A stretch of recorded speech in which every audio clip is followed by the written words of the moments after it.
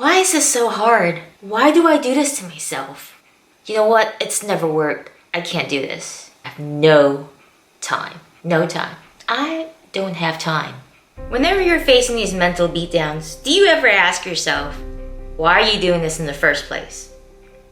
Why? When did you first have this idea that you wanted to look like the cover model? You wanted to look like that girl on Instagram, or you wanted to look like that dude on YouTube? When and why? Whatever it is, it's okay. We all started somewhere. The only difference is what you believe in yourself and what you think other people think of you. Myself, like a lot of other people, also have body image issues. Now, this is not for me to rant on and with a sob story as to why and how. But just so you know, most of us know what it's like to feel judged, to feel like you have to fit in with everybody else, to feel like you have to look a certain way to fit a certain persona, to represent a certain profession. Why are we trying to fit in when you can be you? We're all different. We have different goals, different motivation, different inspiration, different perspective, and people get stressed from different things. Overwhelming food prep list.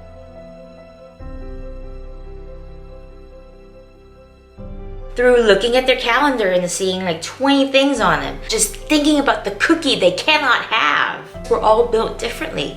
It still comes down to your perspective, but it doesn't mean that you can't take on this journey and embrace your challenges and embrace your strength, embrace your weaknesses, because they make you stronger by working through them. Be grateful for what you have. Be grateful for what you're capable of. Grateful that you can be you. You don't have to be like everybody else. Now again, it ain't a walk in the park, but sure as hell gonna be a run that will take you places. When is your motivation the strongest? When is your inspiration the highest?